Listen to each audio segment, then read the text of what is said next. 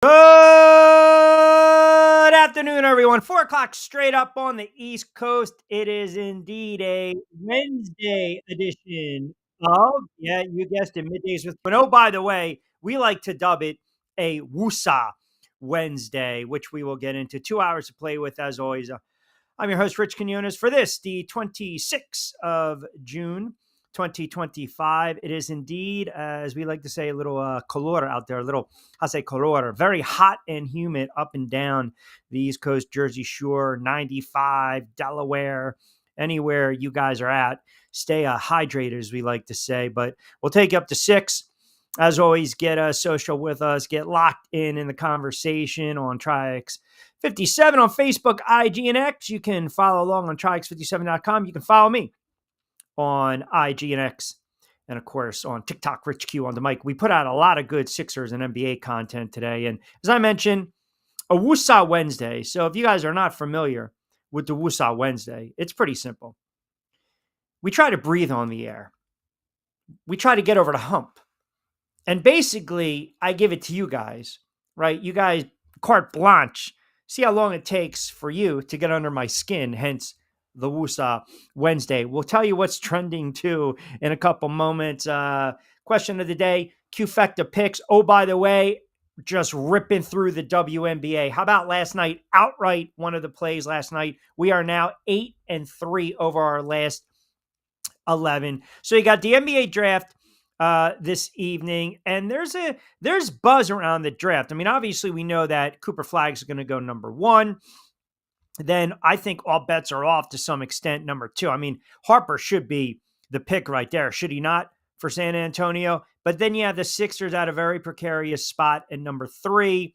We'll round out the top 10. We'll get into that. I want to touch base a little bit today on some baseball. We'll go around the diamond. We will definitely carry over the conversation from yesterday with, this disbelief in the NFL and the colluding. And, I just feel, listen, ultimately, we'll get down to the heart of this, the crux of this. But I've got some more thoughts on it.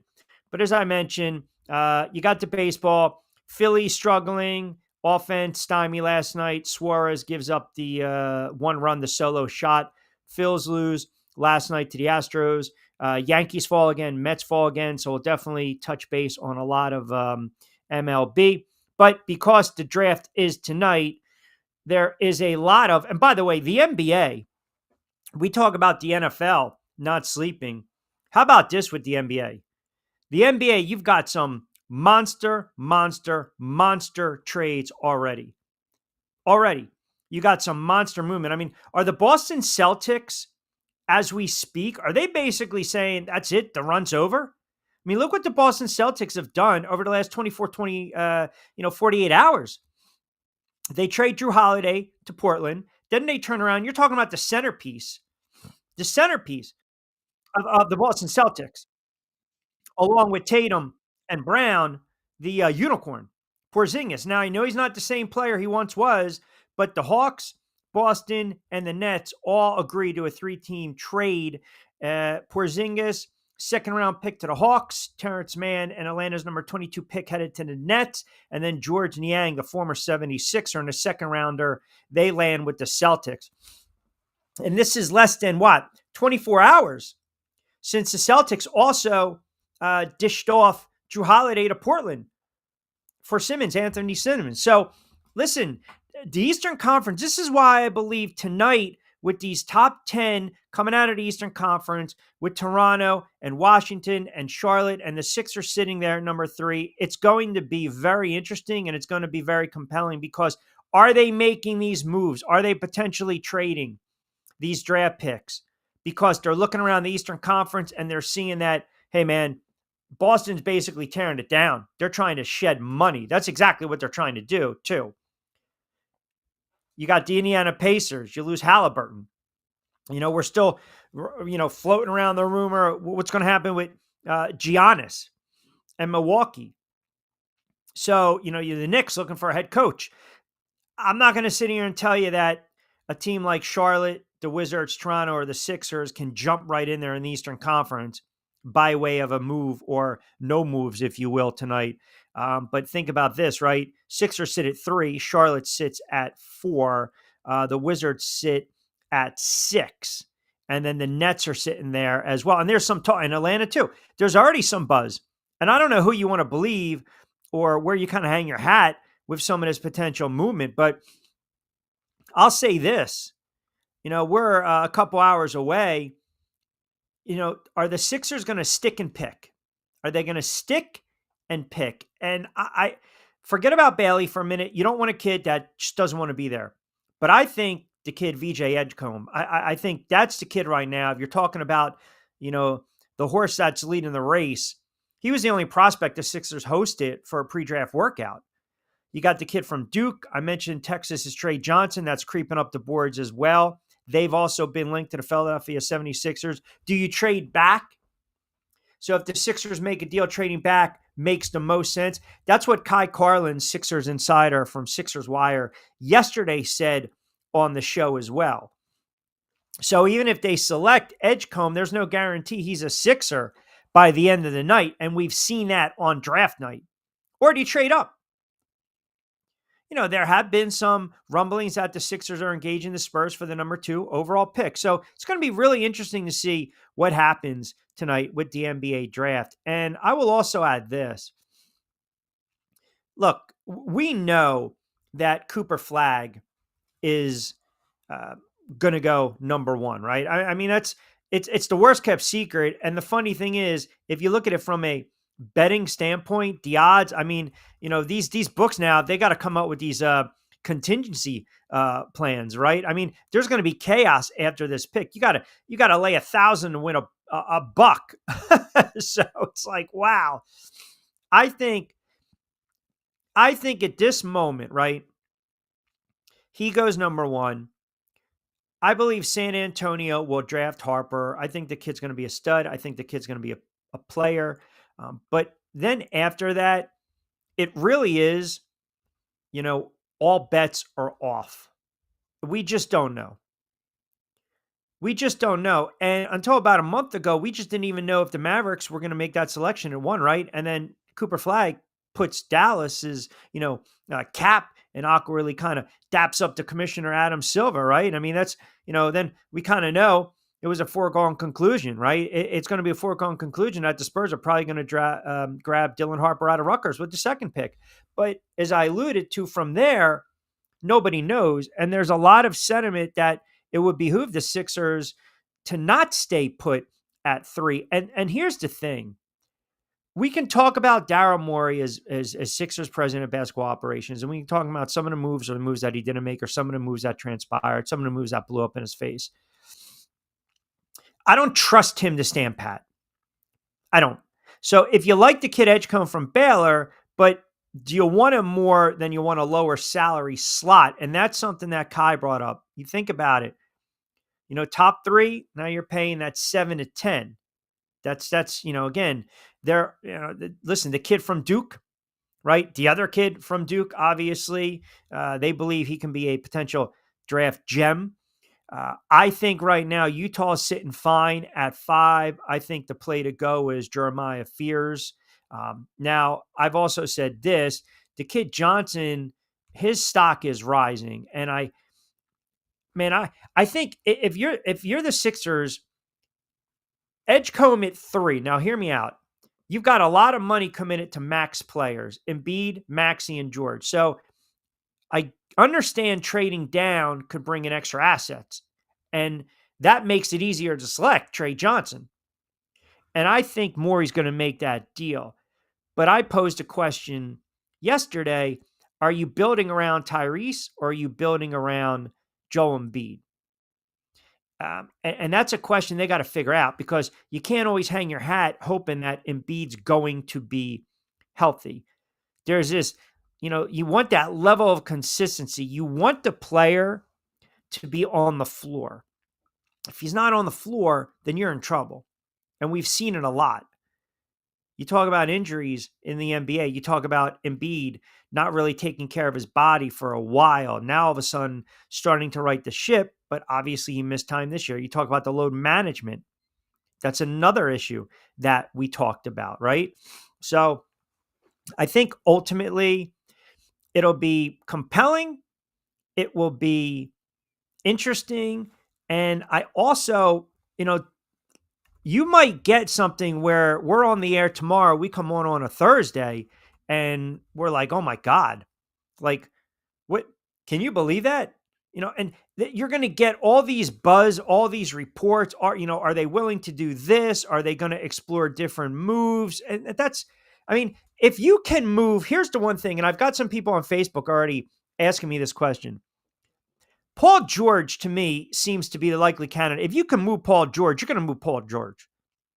You just, now there was this blurb sent out there that there's a proposed trade floating around space, Twitterverse, if you will, that George and the number 3 pick go to the Nets for a basic, overhaul of first rounders. Now, the 76ers, you love to add a strong defender to that roster. You want to secure the future. You want to get rid of that albatross of a contract because Paul George is not the player that he once was. The ship has sailed on a beat. They're not going to move him. And even though he's injury prone, and then you build around Maxey, you re-sign Grimes, as we alluded to. But if you're going to do that, then man, I'll tell you, do the Nets, okay, if you're the Nets, it's almost as though risk to reward, right? Paul George, but you're going to get the number 3 overall pick. So the problem is with George, he's owed $150 million over the next 3 seasons. He signed that 4-year, $211 million extension at the beginning of last season. So he's going to be owed around $52 million. So then you bring up guys like Cam Johnson, Nick Claxton. There you go. And you look at their salaries. So again, if you want the Sixers to start fixing their problems, that's where you would start. Now, why they could take the deal, because I think you got to clean it up on the defensive end of the floor. You really do. You just have to. And, a couple guys are asking me, Ace Bailey. If the kid doesn't want to play for the Sixers and he canceled multiple pre-draft workouts, to me, that's a red flag. It's a red flag. It really is. Let's open it up on a Woosah Wednesday, 12 past 4 o'clock hour. Man chimes in. Woosah Wednesday is necessary. It is. There's a lot going on right now in the world of sports. You got my Yankees stinking up the joint. You got the Mets struggling. The Phillies offense didn't do diddly last night. You got all these movements going on in the NBA. The Celtics look like they're basically going to tear it all down. We got the draft tonight. I know I got probably about 15 to 20 comments last night on Facebook regarding this NFL colluding, which you guys are more than happy to chime into as well. We'll get to that in a couple moments. So it's going to be a Woosah Wednesday. It's just going to take, I'll say the over-under for me is going to be about 25 past 4 o'clock hour before I kind of start to crack. Vince chimes in. Q, who do you say made the best move? I think the Hawks are becoming an interesting team, especially given all the injuries in the East. They're interesting in this regard. We're talking about, Vince, building around players, right? We're talking about building around players, and you still got Trae Young. And I guess, listen, the Hawks, the fact that they dealt away the 22nd pick, and now you got the unicorn, kind of like Embiid, went on the floor, great. How much does Porzingis have left? So we were thinking about it like this. You've got Young, you've got Daniels, you've got Johnson. Now you got to add the center, right? Now, again, Porzingis, the big, again, you add them. Okay, fine. My question is right now, you got that remaining pick at number 13. What are you going to do with it? Again, what's your philosophy? Where do you see them going? I don't see this kid Bailey dropping to 13. And I think the kid Johnson is going to be plucked prior to that. So what do you guys think? What do you think? I mean, that kid Carter Bryant, the guard forward from Arizona, he's kind of a pretty solid catch and shoot prospect. Berenger, the center from France, he's got ridiculous length. I think he's 6'11". His wingspan is, ridiculous. you've got some options right now. I still don't trust Atlanta when it's all said and done. I don't. I don't. I think Trae Young is a hit or miss type of player. I think he's very streaky. I don't know if you can still, look, he's a good player. He's a scorer, but he's just a little too inconsistent for my liking, if that makes sense. Now, does that mean they can't be players in the Eastern Conference? I'm not going to sit here and tell you, Vince, they can't be players in the Eastern Conference, but I'm certainly not going to tell you that I think right now a team that won 40 games last year is going to make the jump and win 55, 60. I don't see it. I really don't. They need scorers. That was one of their issues last year. They couldn't score consistently. I mean, it's the NBA. Every team turns around and they're scoring 115, 120 a night. Are they not? So you figure out a way to up that scoring, then sure, they can definitely be a 45, 48 win team, which in a saturated, watered down Eastern Conference now with some of these injuries, that would certainly probably make them a player. But they need to figure out, again, kind of like the Sixers, who are you building around? Is Young still the guy? Is Trae Young still that guy, right? Man says, Philadelphia should trade the Sixers for a different team. I wouldn't mind if the Cavs became the Philly Cavs. I mean, I don't know if Man's trying to troll me right now. Damn, that's harsh, Man. Yeah. They do bad business. I mean, what more do you want? The Sixers, the fan base gets annoyed because the fan base was suckered into this notion years ago that tanking was good for the franchise. And they were still raising ticket prices, God rest his soul, when Kobe was alive, Kobe's last game, and they were a bad basketball team. Look at some of their draft picks. Think about it. Some of their draft picks have been horrible. They just haven't worked out. Guys have gone on and they've made their bones with other teams, but a lot of the draft picks over the last several years have been very questionable at times. They really have. And some guys just don't pan out. And that's okay. Right? That's okay. Some guys they don't pan out. I mean, it's the NBA. For every gem you get, unfortunately, you get that Sam Bowie. And you had an opportunity to draft Michael Jordan. I mean, it just happens, man. You go back to the Fultz with the yips. You go to Okafor, which, wasn't a good fit. Even Thaddeus Young, but he turned out to be a nice role player. Michael Carter Williams, here's a guy that's a rookie of the year, but that just didn't pan out. Some picks just didn't pan out. And that's, the way you look at it. Okafor was number 3 come out of Duke in 2015. Remember they made that big, I remember I interviewed him at the time. Everyone was talking about the fact that he kind of poo-pooed the jersey and stuck it on a table. And, this guy's not going to have a career with the Philadelphia 76ers. I mean, Fultz, Evans, Brown. I mean, they're talking second rounders, but Markelle Fultz. I mean, it just didn't work out. It just did not work out, period. And they got hammered for it. There are more misses and hits and hits and misses. That's just how it is. They have a young kid, Russia, defensive bigs to Porzingis, so just has to add points. Oh, so Porzingis has to add points. You're talking about Atlanta. Yeah, I mean, it's still too early really to tell, right? Because,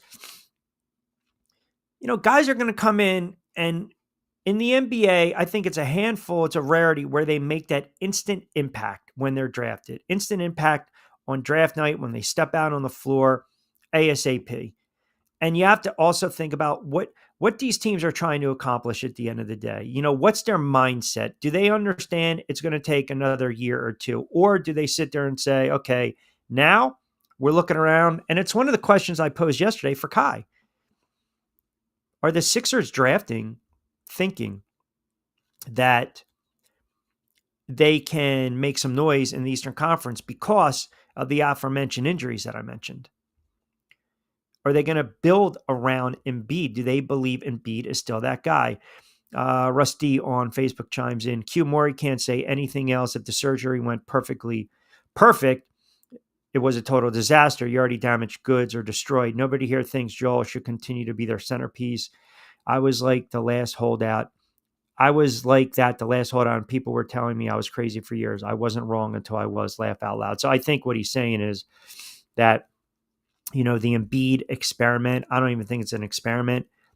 I just don't think, I don't believe Embiid's a winning player, and I don't believe Embiid's going to be the player that gets them over the hump. And when I say over the hump, I mean, my goodness, can you get out of the second round and go to an Eastern Conference Finals? Brian chimes in, can't take Ace. He doesn't want to be here. Guard. I would trade back and trade the Duke big and save some money to sign Grimes. I would also love to trade PG if they can find some interest. Well, that's, again, there you go. That's kind of the speculation right there, right? It's a speculation right there. Even trading Bridges. Listen, they have the NBA the NBA is a funny sport. Basketball is a funny sport. The NBA is a funny sport because you're trying to mix and match. You're trying to get salary for salary, and it's hard to do sometimes. And that's why you always have to get a third team involved in the dance. And I think the mistake some of these teams make is that they're selling their soul. The Sixers knew when they drafted Embiid, he was already damaged goods. We don't need to go through that rabbit hole. That dog's not going to hunt anymore. You know it, and I know it. But my point is this, knowing that and understanding you can get value for him at the peak, coming off that MVP, even signing those contract extensions and those max deals. He's proven time and time again, he is a liability. He is a liability because he cannot stay on the floor. And that is a big, big problem. And now you're talking about the minutes restriction. You're talking about the load management. All that adds up big time. Abu Omar at Don Estefanos on X. The East is wide open. But is Embiid healthy? Sixers are not contenders. If he isn't, they should draft VJ for the future in that case. Chris chimes in. Agree, but not that far off. I like a choice of VJ, Trey, KK a lot more than a choice of Ace, Maluch, Fury, Queen, Boyles. I like Trey Johnson. I think that kid could be a diamond in the rough. I think that kid might be the steal of the draft wherever he goes. I really do. And we know Harper's going to the Spurs, and we know Flagg's going to the Dallas Mavericks. But it's the NBA. It's the NBA. To me, if the Sixers, if they want to explore that, get up and down the floor, like Nick Nurse, he's a guy that he wants to run these guys. I mean, that's what he wants to do. He wants to run these guys. Now, if you're backing me in the corner, I told you this. I think this kid, Trey Johnson, his stock is rising. He's a guard. He's 6'6". He's a $190. He's strong. He can put it on the floor. He can score. He can create off the dribble. He can find his shot. You want a primary ball handler, right?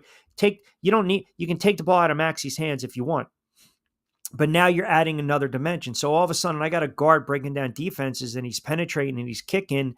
Then you can, at times, if you want to go half court offense, you can go half court offense. I think this kid's a standout guard, and Harper's going number 2. If the Sixers want to make a splash and the Sixers sit there and say, okay, we want to add some offense and we believe we can squeeze 2 to 3 more years out of Embiid, we can try to move George eventually. Well, that's the caveat, right? Because you're not going to trade that pick and grab the kid at 3 and move George. But point being is, if they feel maybe they can run it back with George, they got to get some type of return on their investment. I mean, how many times have we said this? Think about this for a moment. How many times have we said this? We're talking about who is the player? Tobias Harris, where you're trying to get a return on the investment, right? And it just never panned out. And he was so inconsistent, and he just wasn't a good fit. I think this kid, Trey Johnson, if you're looking, again, to add that element, and you're talking about scoring, you're also talking about, again, breaking down defenders. That's my pick. I mean, I'll go on record right now. And I insinuated that yesterday with Jonathan Marshall, and I mentioned it with Kai Carlin. That's the direction. And I'm not even a Sixers fan, but if you're telling me, Q, if the Sixers stand pat at 3, who should they draft? It's Trey Johnson. It's Trey. 20 a point, 20 a night, right around 4 rebounds. He can dish the ball. He's a smart player. Again, He can shoot it from beyond the arc too. I mean, again, that's, you get young players, you don't need to shoot 65%, but if you're right around 28 to 33%, that's pretty much league average. That's not a bad clip. So again, if they're sitting there at 3, it's either going to be Johnson or it's going to be Edgecombe. And Edgecombe, that's the thing. If you want to get out and you want to run a little bit, that's one thing. But with Edgecombe, you got to be careful because he's a little streaky and a little shaky when it comes to his shooting. So, again, that it's tough, man. It's tough. I'm telling you, Matt Delaware chiming in, cute. Johnson's the guy. Johnson's the guy. I'll give you the numbers. 19, 3, 2. He shot 42% from the floor. There you go. 40% from beyond the arc. We're talking the league average in the NBA. That's not bad. Now that as a freshman, and he's an underrated defender. So you want a guy, if you're the Sixers, if you're standing there at 3, you want to plug and play.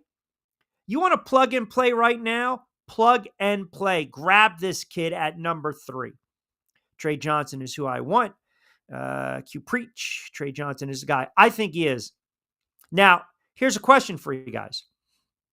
Now, here's a little, I'll throw it in a different direction. I'll throw you a curveball. I will throw you a curveball. If Johnson goes number 2 and Harper's on the board at number 3 for the 76ers, now I'm not going to sit there and tell you that Johnson has made his way past Harper. That's your best case scenario too. That changes your plans, does it not? Because everyone believes that if Cooper Flag doesn't come out, then Harper's the consensus number 1 overall pick. I mean, these are pipe dreams. These are pipe dreams, right? Look around the rest. Look around the first 5 or 6 picks. And I can say right now with confidence, I think Charlotte at 5 is going to draft Fears, the point guard. The kid out of Oklahoma. So if we kind of break it down, right? We know Flag's going number 1 to Dallas. We know if Harper goes to San Antonio, he's going number 2. Now number 3, you got some wiggle room with your Sixers. Do you go Edgecombe? Do you go Fears? Do you go Johnson? You're not touching Bailey, and it's unfortunate because the kid's talented, but it's the way he handled the pre-draft process that, look, it could have potentially cost him millions. That scares me a little bit. Like, let that kid be someone else's team's problem, and that's probably going to be Washington number 6. So we said Fears at 5. You got the kid, and I don't want to butcher his name, the small forward from Duke. We'll just say KK. And then, as I mentioned, if Edgecombe sits at 3 or Johnson, so have you. And then now we push it back to 7. So if Edgecombe goes 3, then Johnson's probably going to fall to 7, which means that would be, who would that be? New Orleans with the 7th overall pick. You got the other kid from Duke, the center, going to the Nets. And then I'm not really sure. Is it going to be Carter Bryant going to Toronto, or maybe the Suns at number 10? So they've got options, man. And I know the thought is, hey, you want to grab assets, you want to try to package a guy like Paul George. The thing is, don't get caught up on moving George right away. Like, don't sell your soul. If you think you can get something out of Paul George, we're talking health-wise. You're talking health-wise because you're paying these guys a lot of money. Embiid played 19 games. Paul George played 14 games. Maxey was banged up, but you already know Maxey's a young player. He's 24 years of age, right?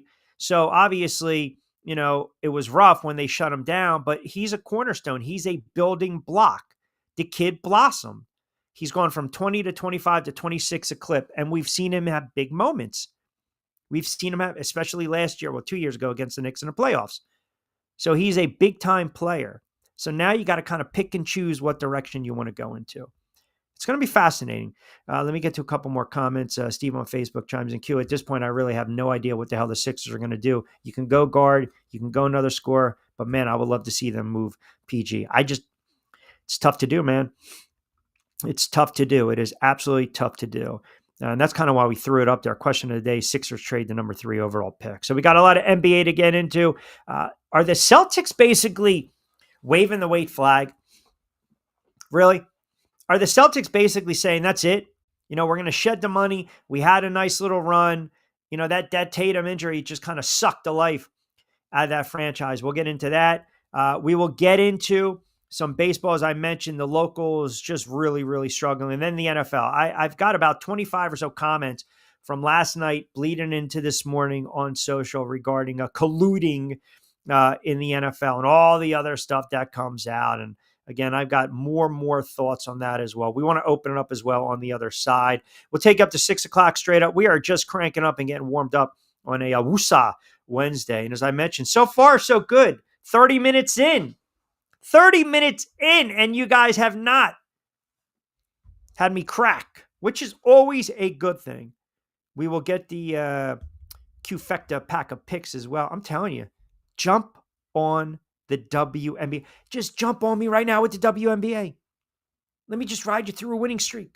We've been on absolute fire. We got some NFL news and notes too, in addition to the NFL colluding. I want to get to that. Your comments as well on the other side. Keep it locked in on a Wednesday edition of Middays with Q. We are powered by our wonderful friends over at Triax57. You can log on right now, Triax57.com. You can follow them on Facebook, like, comment, share. We are live on their page as well. IG, give them a follow. You can also keep it locked in with myself on social. You can follow me at Rich Q on Q, IG and X, and TikTok, Rich Q on the mic. So quickie time out. We'll come back on the other side. We will reset the table. We will certainly get into your comments, your tweets, your Facebook comments as well, your tweets back at me, and we'll have some fun with that. NFL heavy in the 5 o'clock hour as well. I want to finish up with a little more NBA talk, and we'll mix in a little baseball to close out the first 60 on this Wednesday down the shore. Keep it locked in. We'll come back on the other side. Hi, I'm Bruce Pascoe. I'm very fortunate.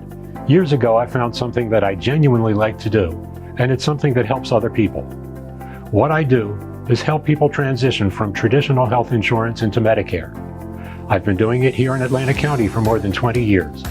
If you're getting ready for Medicare, call me for a free consultation. 609-484-9800.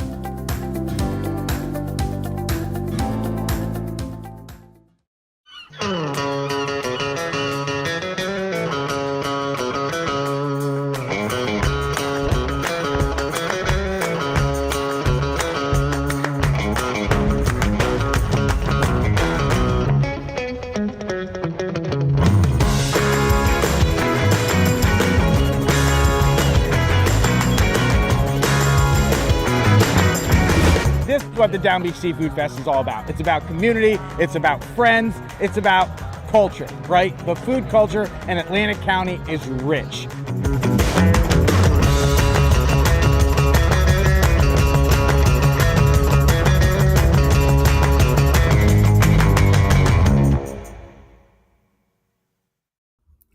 All right, 33 past the 4 o'clock hour, Wednesday edition, Middays with Q. I'm your host, as always, Rich Quinones. We are live Monday to Friday from 4 to 6.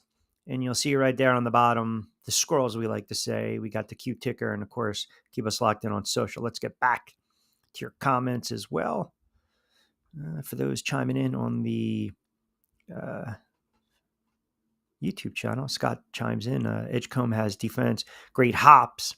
I will settle for him if Johnson is gone, but my Sixers are keeping everyone. So just draft. Man chiming in. We like to call them those megas, talking about the hops. I would believe that. No, man. No. We're not going there. All right, let me see what else we have here on Facebook. Money Marcus again chiming in on a Wednesday from Delaware. Q, I'm a big time Sixers fan, and you're right. It was damaged goods many moons ago. But as you always like to say, that dog's not going to hunt. Embiid, when he's on the floor, healthy and engaged, he is still a top 5, 6, 7 player. I'm going to say 3 more years. Build around him and go out and keep your other building blocks. Keep Maxey happy. Pay him. Get rid of George and turn around and re-sign Grimes and go and get another pure score. Well, if that's the case, then it's Johnson. That means you want to sit. DeMarcus, what you're saying is you basically want to sit at 3. That's what you're saying. That to me, that's exactly what it sounds like. You don't want to move that pick, and that's okay. That's okay. You don't have to move that pick. You don't, but you got to be careful here. Okay. You got to be here. The one thing that I would, when you can't make a move, I hear all this, right? Everyone's, why, what's your problem with Ace Bailey? I don't know the kid. I don't have a problem with the kid. All I'm saying is, and I don't care that the kid went to Ruck. Like, people are chiming in. You got to be humble. Hey, man, listen. He had his reasons. His team had his reasons.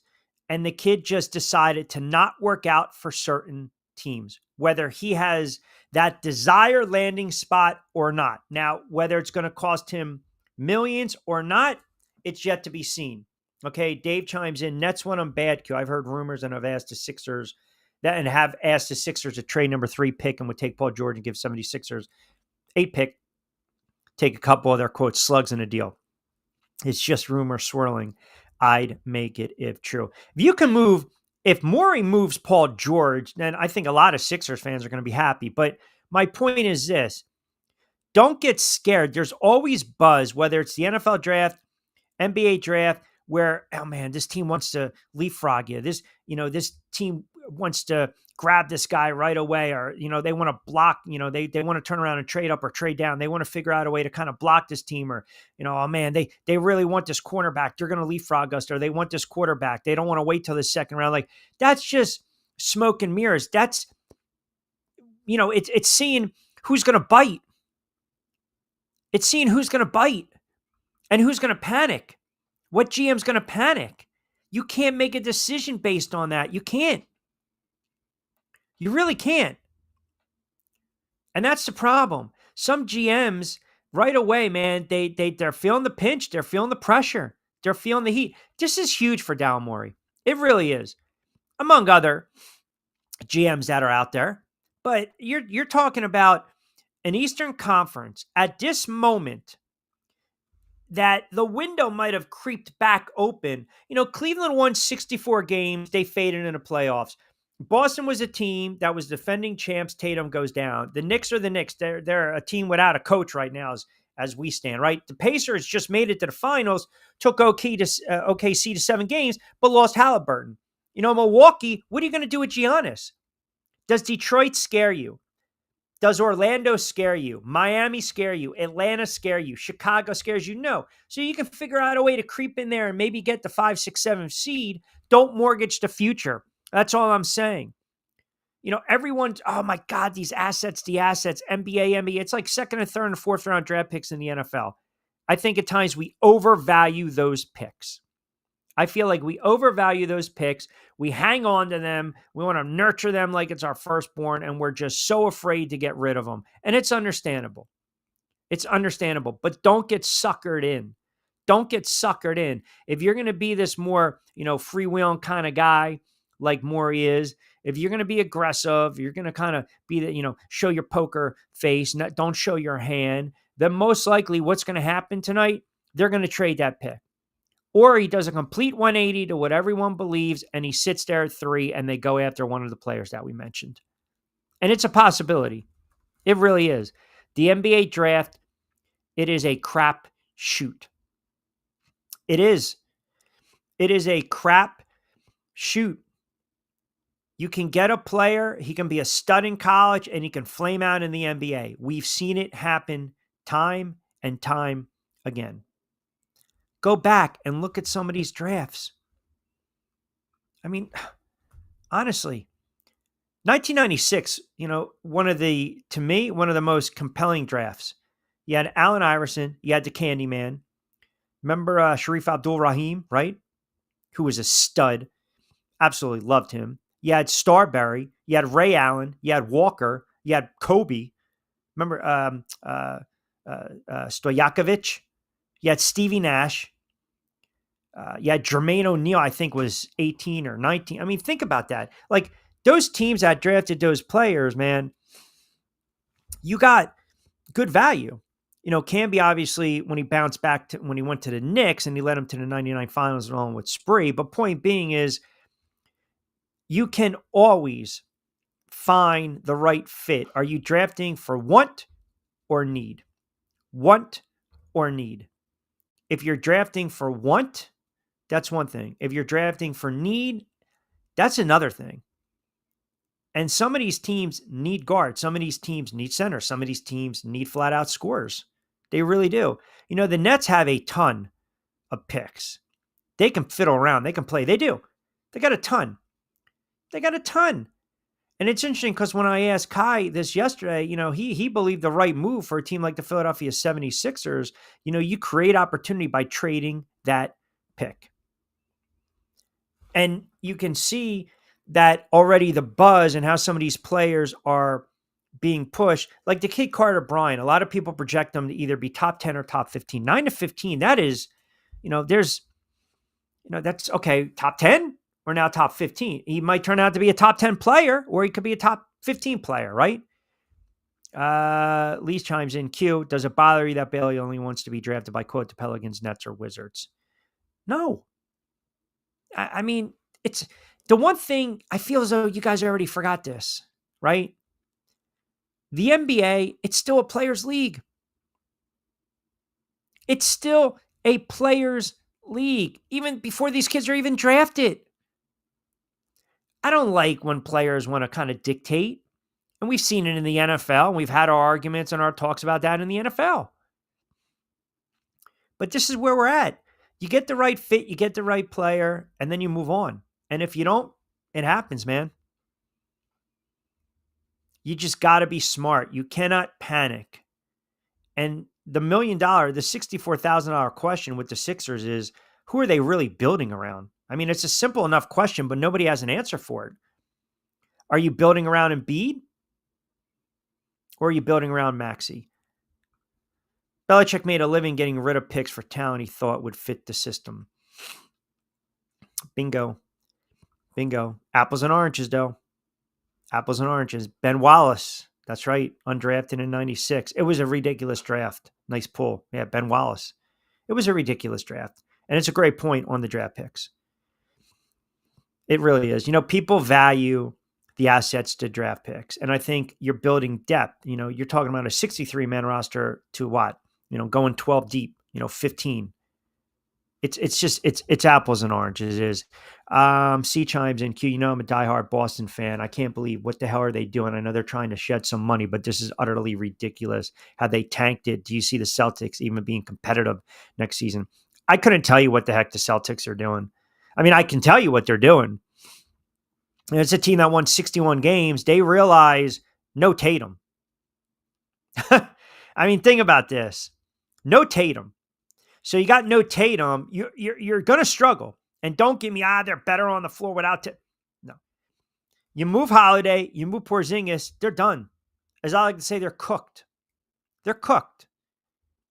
What they're doing is they're doing what a lot of NBA teams do. They win a championship, they get a little older, and then it's unfortunate you get that big time injury and you're thinking ahead. That's what they're doing. They're thinking ahead. You're talking about a financial reset by the Boston Celtics. You trade Jrue Holiday to Portland, and that deal now includes one of the final players from that championship team, that championship puzzle. Porzingis, when healthy, he can post up smaller defenders. He's a rim protector. He's a reliable shooter. He's a pro's pro. He's a vet. He's been in big spots. He's been in big games. But again, getting older, got to start moving on from that. You start to look at these contracts. The guy's not always 100% healthy. He's got some issues. I mean, look, go and look at the postseason, right? So he was coming back from the postseason leg surgery. He had the illness. He just had that ailment that just limited him to what, 41, 42 games this past season. He wasn't effusive of his career, aside from when he missed, the 18-19 season with the ACL tear. So you didn't really get anything from the unicorn. He had a little bit of a resurgence here and there, but he really didn't do much against the Knicks and looked at times very tentative. So if you really break it down, Porzingis to me was almost like a luxury for Boston. You couldn't count on him. They have enough depth. They really do. So you shop him and you shop that salary. That's a smart business move by the Boston Celtics. It's a smart business move. You're shedding contracts. You're shedding salaries. You're understanding that Tatum could potentially miss all of next season, and it's going to be a rough season. So you chalk it up, and maybe you win 15, 20 games, and maybe you have a top 5 draft pick, and then you start fresh with Tatum, White, and Brown, and that draft pick. So to answer your question, I know it's a little long-winded. We kind of know what they're doing. We kind of know exactly what they're doing. They're resetting themselves, right? They're resetting themselves, and a lot of teams do that. And the NBA, I know we discussed this at times. The NFL is a 17-week season. And a lot of my buddies will tell me, well, if you fix a couple things here and there, you can go from a 6-win team to a 10-win team. That's true. But can you go from a 6-win to a 10-win to a 13-win team and a deep playoff run? It takes a little bit of time. In the NBA, we've seen this. Spurs tank. What happens? Robinson gets hurt. You get Duncan. And then boom, the rest is history. Like, you can turn it around. So what the Celtics are doing, and Man says it perfectly. I can't say it any better. Playing the long game. You scrap the year, you rebuild around a healthy Tatum. That's exactly what they're looking to do. Again, it's long term. And see, a team like the Sixers and a team like the Nets, what they've done that I wouldn't have done, these were teams that were like, well, you'll hear me say it sometimes on the air, they're trying to patch up that bullet wound with a Band-Aid. It doesn't work like that. It just doesn't. You're going to bleed out, man. And they think they can make a big splash. I mean, when the Nets made the move for Durant, Kevin Durant, they already knew that Durant was coming off that injury, but Durant, their 3 that they had, he was never able to stay on the floor, and they just got bounced big time by the Celtics, got swept. That prompted Durant to want to get traded again, to want to get moved. The Sixers, they're trying to appease one player. You have to stop doing that. You have to. The 76ers have to stop trying to appease Embiid, because ultimately, when it's all said and done, what's his legacy? What's his legacy? He was a great player when ... When being the operative part of the sentence, when he was healthy. He's not going to be that guy anymore. He's not. So why should I build around you when, first of all, I question your commitment? That's number one. I question your commitment, not being in shape, the load management, the back-to-back, playing in the Olympics, and then you come back and you play 19 games? Really? After I give you a max deal, that's how you repay me? Like, that's a problem. That's a problem. And the issue 2 years ago, when they had Brett Brown, nice guy going star hunting with the Boston accent, he never wanted to hold anyone accountable. Doc Rivers never wanted to hold anyone accountable. They never wanted to get on Embiid. Ever. Ever. You're a head coach, man. You got to get in these players' faces at times. You got to hold them accountable. And I don't know if Nurse is going to be that guy, but Doc Rivers wasn't 3 years he was here. He wasn't. He just wasn't.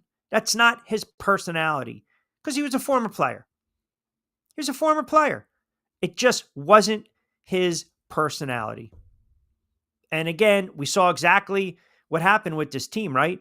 Get out of the first round, get out of the second round, get to an Eastern Conference Finals. They have yet to do it with Embiid. He'll never be a player that's playing 65 games. And don't give me the crap that, well, you don't need him for 65. You reserve him for the playoffs. That's the way the NBA is. Man, look at the money he's making, okay? Just stop. I mean, his health, it's always murky. And that's why I go back to the original thing. And I know a couple guys started just saying, Q, you haven't Embiid for years. So you're talking about a rebuild. It should be around the face of the franchise. He's not the face of the franchise anymore. That's my point. He's not. He's not the face of the franchise. He just isn't. I'm sorry. He's not. He's not accessible. He's not reliable. There's no availability with this guy. And that's okay.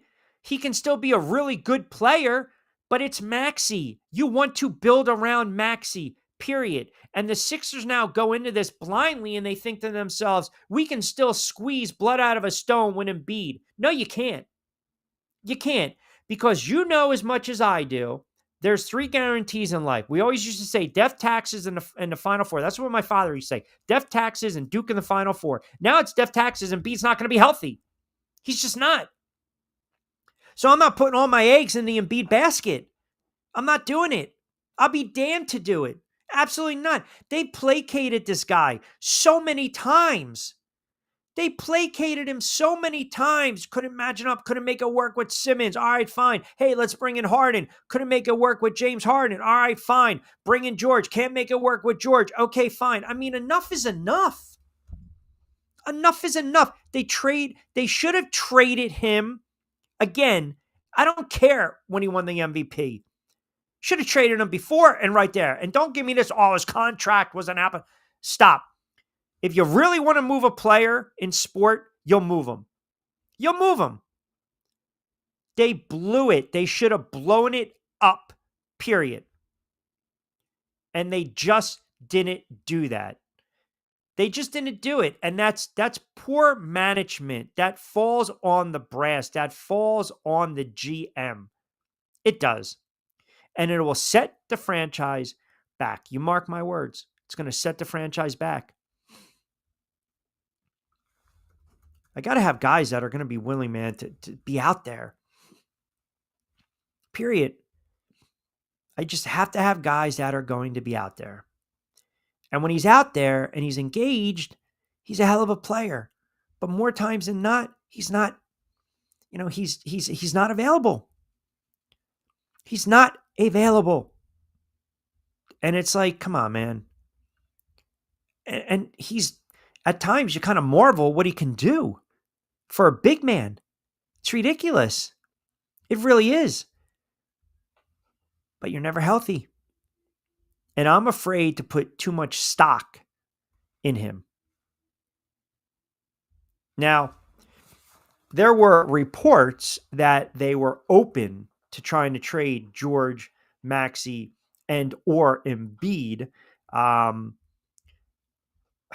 Listen, how much of that do you really, really, really buy? That's reported from Chris Haynes, who's senior NBA insider for Yahoo Sports. He actually said the Sixers would be willing to part with either George or Embiid for a significant roster upgrade. All right. Would that not be the shock of all shocks? I mean, Jonathan Marshall and I have talked about it. And I got ticked off back in October when Embiid was yapping about not wanting to play. And I'm talking October 2024, when Embiid was talking about not wanting to play the back-to-back games. I mean, that's, they should have traded him then. Should have traded. Actually, 2 years ago.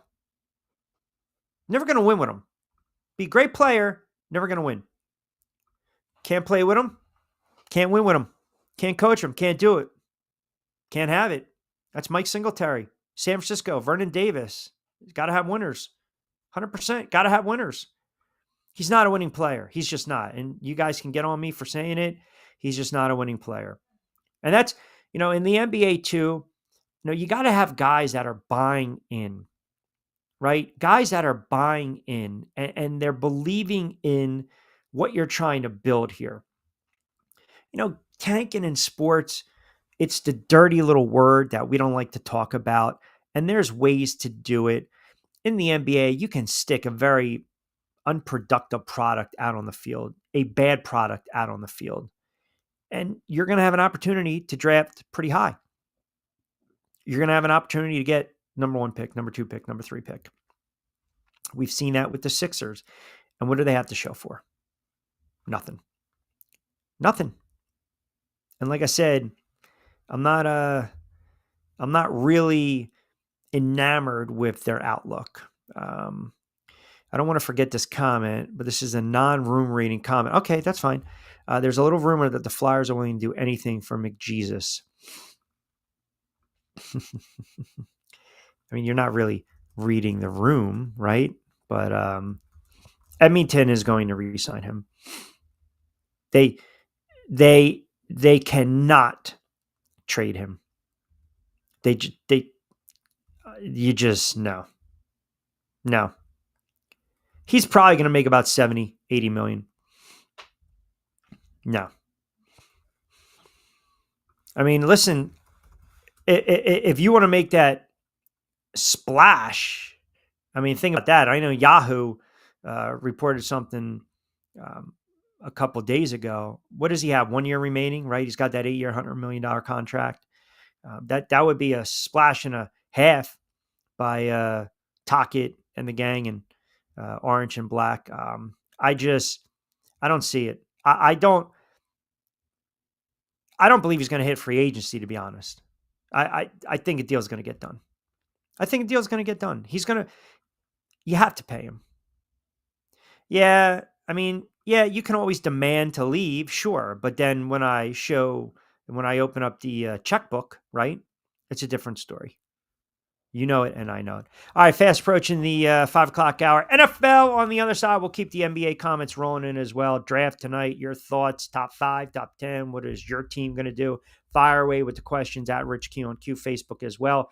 NFL to collude or not to collude. We'll go around the league. Some NFL news and notes. Quick timeout as we're fast approaching the 5 o'clock hour. 16 books, 60 to play with on this Wednesday edition of Middays with Q. Quickie timeout. We'll come back on the other side.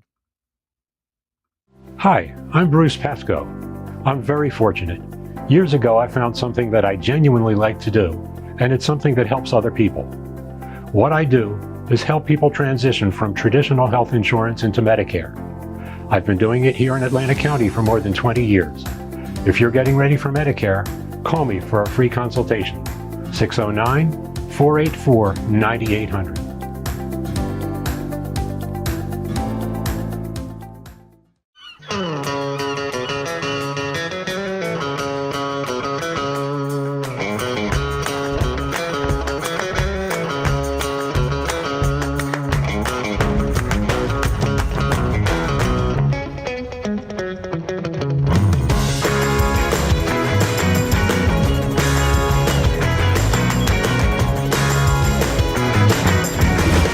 What the Down Beach Seafood Fest is all about. It's about community, it's about friends, it's about culture, right? The food culture in Atlantic County is rich.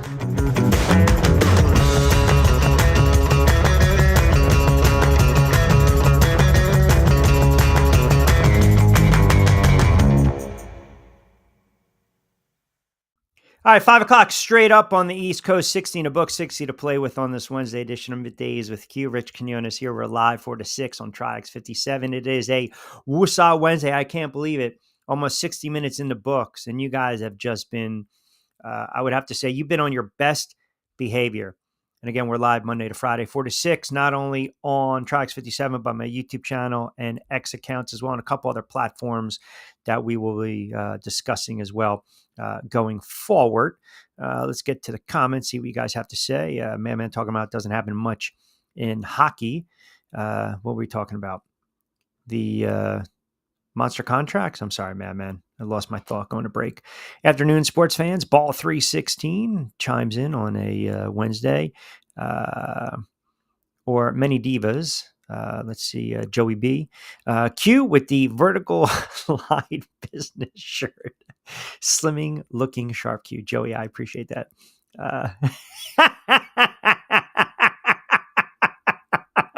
Yeah, Joey B has been on my case. You know, Bunker Boys were getting on the case as well, as I mentioned. Yeah, you know, typically you go with the solids, right? You're supposed to steer clear of the stripes, but if it, gives that, if it, the jawline comes out a little more pronounced, a little more slim and fit, then we can live with that, Joey. I appreciate that.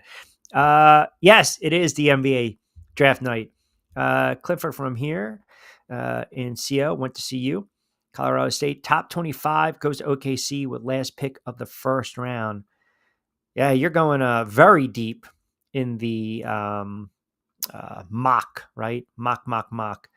Uh, by the way, it's funny. So Joey B, are you Joey B? That was in the Jacob Media YouTube chants. I mean, it's funny too, because I know Krause. I know he spent a lot of time in the courts in Philadelphia, and I'll leave it at that. Yes, I do know. I know Joe Krause very, very, very well. Look at this. See, familiar faces. Middays with Q. We bring people together from other chats. There you have it. What do we got here? Capitan chimes in. Q, laughing my you-know-what out. Yeah, I just read that about Krause and your boy in Philadelphia having a lawsuit. Yeah, I don't really, yeah. I mean, listen, I don't deal with that kind of nonsense. I know all too familiar about the chasing when you're doing gig work and the freelance work. And it's a crappy position to be in. Let's just say in that regard, I too know where some of the bodies are buried, and I'll leave it at that. Kevin Jackson chimes in. Q, nothing new on the Knicks head coaching search. LOL. Hey, what's your thoughts on if Russell Wilson performs well midway through the season? Is there any shot that the Giants keep him long term? Really? Kevin, you and your Giants thoughts with Russell Wilson. I mean, I'm not going to go as far as to say what Schlereth did, that they should cut Russell Wilson. But you got a veteran quarterback, period. And you drafted a young kid. So anytime you draft a young kid and you're a rebuilding team, the reason you brought in a vet is that, quote, bridge. Now, it's a different scenario in Pittsburgh. It's a 1-year contract for Aaron Rodgers. I still have no idea what the heck the Pittsburgh Steelers were thinking. But the Giants made the move for Dart. Obviously, they drafted Carter first, fix up the defensive side of the ball. But they drafted Dart because Joe Shane and Brian Daboll understand they're on the hot seat. I mean, we talk about coaches on the hot seat. 180, you look at a guy like Sirianni that's revered right now, and people are saying he's top 2-3 NFL head coach. That's what happens when you win. But the Giants are in a very precarious position because the Giants realize that they can't even compete in their division. They just can't. They can't compete in their division. Until they start to win divisional games, I cannot take them serious. I can't. And at this moment, I really don't care what they do this season. I'm not being dismissive as a fan, because you know I bleed blue as a fan, but the reality is this: they're not good. So veteran quarterbacks, they are a stopgap. That's all they are. Your best case scenario is if Russell Wilson plays well. That's great. That's great. B chimes in. Q, did you actually see the top 10 list by PFF? What are we talking? Coaches? No, again, you guys in your list. So what does B do? He tweets it at me. All right, here you go. Top 10 returning head coaches per Dalton Wasserman. I never heard of the dude. Andy Reid, Sean Payton, Sean McVay, John Harbaugh, Mike Tomlin, Jim Harbaugh, Kyle Shanahan, Nick Sirianni, Dan Campbell, Kevin Stefanski. So I guess the reason for the tweet at me is no love for Nick Sirianni. Again, who cares? These are lists. Why do you guys get so bent out of shape?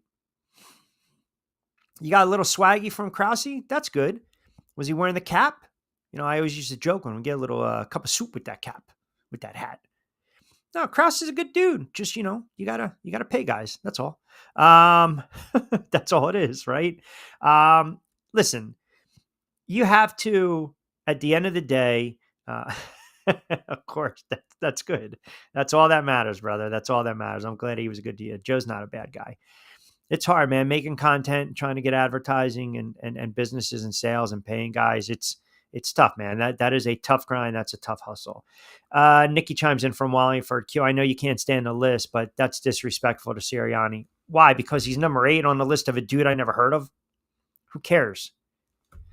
I mean, Andy Reid's the best coach in the NFL. Sean Payton's won, but again, that was years ago. McVay won years ago. Harbaugh won years ago. Tomlin won years ago. Jim Harbaugh hasn't won with the Chargers. Shanahan hasn't won with the Niners.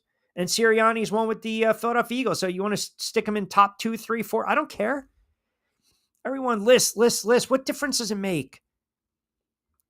You want your guys to feel slighted. You want your quarterback to feel slighted. You want your running back to feel slighted. You want your offensive line to feel slighted. You want your head coach to feel slighted, especially coming off a Super Bowl win. Why not? So they can come in and do what? They can turn around and they can throw it right back at you. Do you think these guys care? Like the whole Sims thing, Chris Sims. Do you think Jalen Hurts is sitting there on his honeymoon talking to his beautiful wife saying, hey, do you know I was only top 15? No. Come on. Stop. You think Sirianni's going to church on Sunday in South Jersey or walking down the streets in South Street and kind of, sitting there and say, hey, you guys think I'm top 10? No, they don't care. Come on. They don't care at all. They don't. They just want to win. That's it. They just want to win. And this guy's won. He's taken this team to 2 Super Bowls out of the last 3 years and won it last year. And it wasn't even remotely competitive. Business shirt reminded me of Warner Wolf. Oh, that's a good pull, Warner Wolf, right? How about George Michael on the Sports Machine? Do you guys remember really a long time ago? Do you remember, was it Sports Phone? Remember Sports Phone? Used to spend 75 cents. And it was it was a phone service that you can get scores. And it was pretty big in New York, growing up as a kid. And I'll never forget, I would, when you call, obviously your phone bill gets charged. Oh, my father would just give me, what whoopings till the cows came home every time I would call because I want it updated. And you sat there and you waited and then you heard the beep and it'd be like the final, the Yankees beat Boston 7-6. And you're like, give me some more. And that was it because, obviously we didn't have the real-time stuff. Oh no, sports phone people cared. People cared.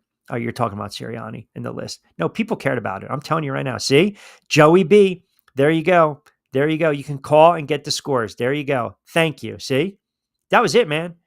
That was it. I remember the calling cards, 1-800-COLLECT.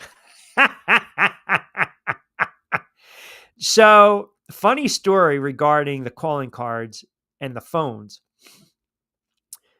This was, man, I don't want to date myself too much with this, but I would say, cell phones, when they were really kind of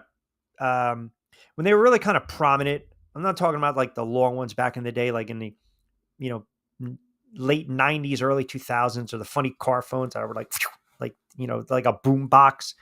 But right around the flip, 2002, 03, right? The Nokias or whatever the hell they were, the little beepers and the flip phones. Everyone was still trying to find pay phones.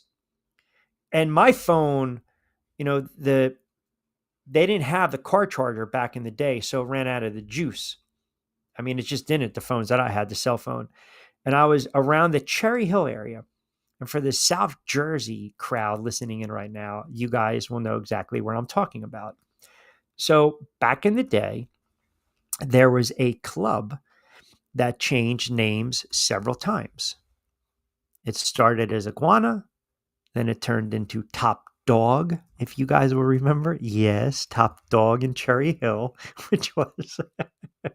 And now I believe or I believe it closed years ago. It was Taylor's. So this was right around the Top Dog time frame. I had no juice. And I'm driving on 70, and long and behold, one of the last payphones, probably in all of South Jersey, was right on 70 near a gas station that does not pump gas. It's a gas station, and that's it. And it was right on, I don't know if it was Cutbirth. And you guys you guys are very good with this stuff. So there was probably the best, I'm going to say right now, it dwarfed. When I say it dwarfed, it killed any type of cheesesteak from Philly. Do you guys remember? This is for the South. This is Burlington, Camden, Gloucester. You guys, do you remember Big John's Steakhouse? There was a Big John's Steakhouse, and it was on 70. Oh my God. And if you finished the monster steak, they threw in a shirt, a t-shirt. Now I think it's closed since then. It was a gem, but the gas station was right around that area, and it had the last payphone in existence in Jersey. How about that? Angel and Camden chiming in. Q, I'm actually laughing my you-know-what off. Big John's was right on the corner, and I believe that's how you got to Cuthbert Boulevard.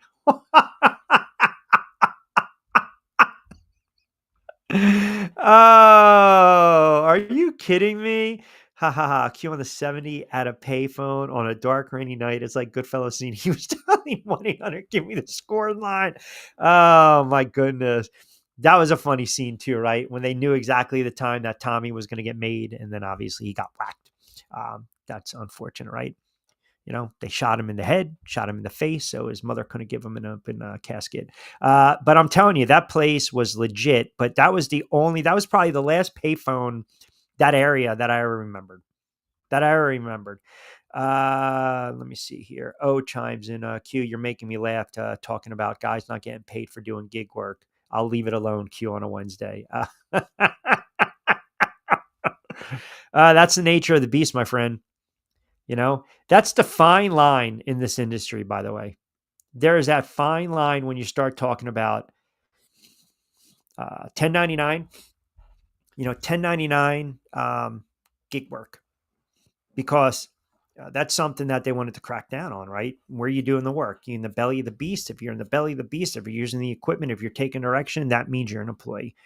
Across the street from Sneaker Stadium, we're going Big John's, right?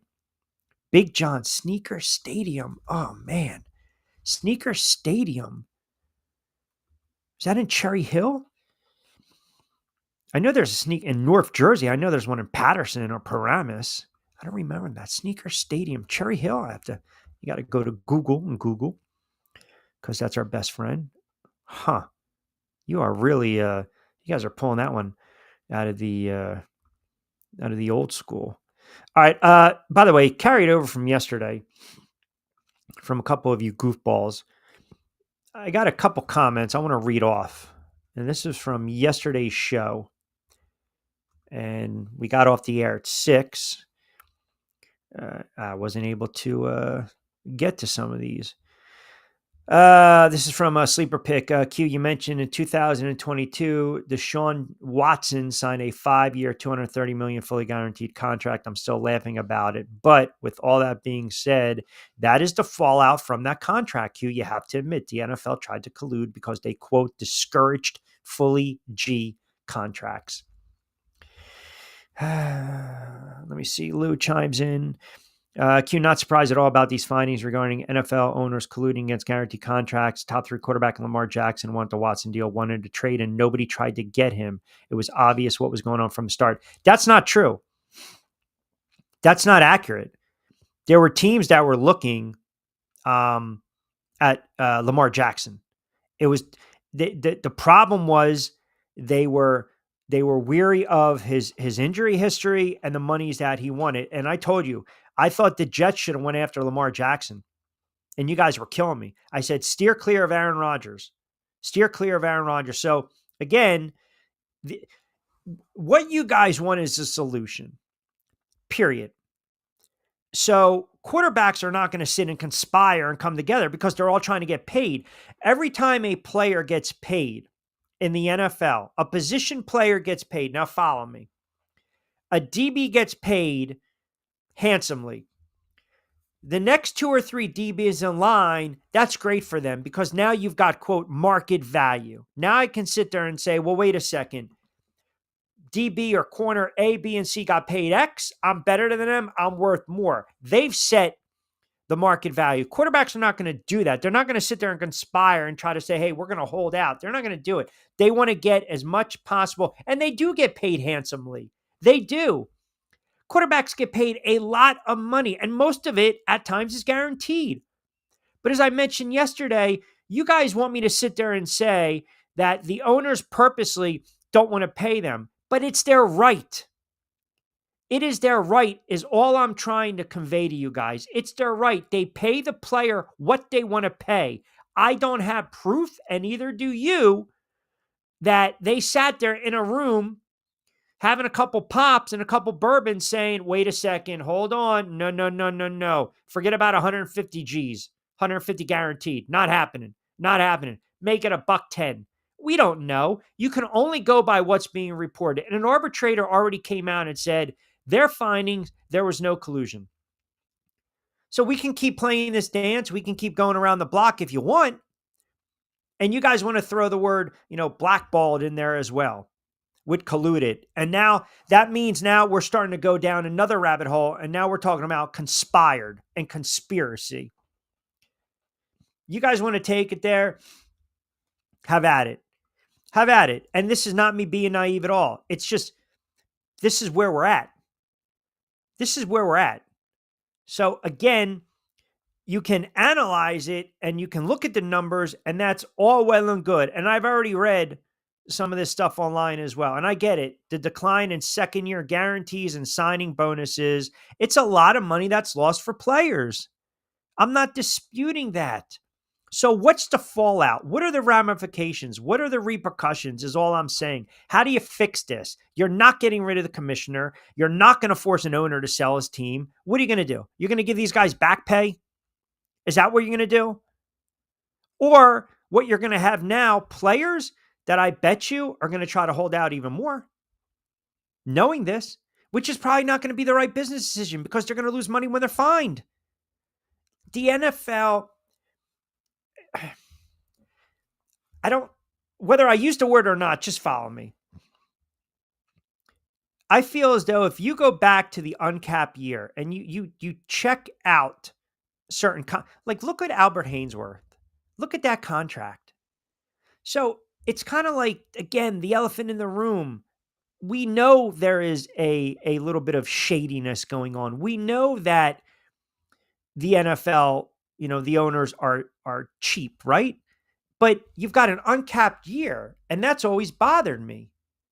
So how is the league never sued for finding teams for, I guess we can say, exceeding a cap that didn't exist? Now, that would be the definition of collusion. That will be the definition of collusion. I will say that. I will say that right now because you look at that contract, it just didn't make sense. It was one of the worst contracts in NFL history. One of the worst contracts in NFL history that they gave Albert Hainsworth. And the Sean Watson one will rank right there because every cent is guaranteed. But I'm playing both sides. I'm trying to be devil's advocate here. All I'm, again, emphasizing, owners cut the checks. Owners decide what a player's value and what their worth is. And that's it. That deal, he was an unrestricted free agent in 2010, 29. That was a 7-year, $100 million contract with Washington on the first day of free agency. And he was offered more money by Tampa Bay, if you remember. Not a lot of people remember that. Tampa Bay offered him $120. And there was talk that that can increase to 10 to 15 to 25%. So he basically says, hey, I'm going to take a little discount. Here we go. Go to Washington. Love the fans. Love the franchise. Boom. It didn't have what Tennessee had. It was a horrible contract. Horrible, horrible, horrible contract.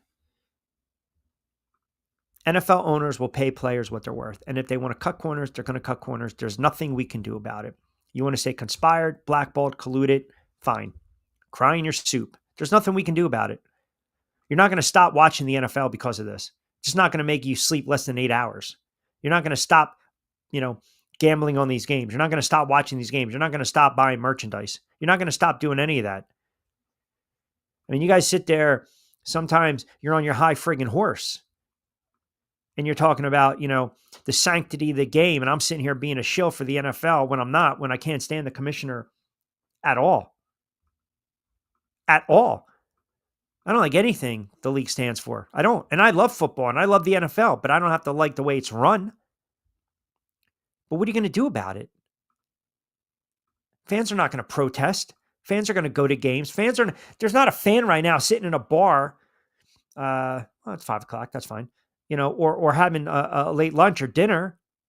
We're talking to their buddies at work in the cubicle right now saying, oh man, can you believe that? I'm not going to watch the NFL anymore. They're colluding. They're screwing these players. Get the hell out of here with that nonsense. Exactly. Tommy knew once he walked in, that was pretty much all she wrote. There was nothing we can do, and that's that. Period. That's that. That was it. The end. Nothing you can do about it. Everyone wants to, scream, raise their voice. Yeah, it's crappy. It's shady. It's not good business practices. Nobody wants to get screwed out of money. Nobody wants to.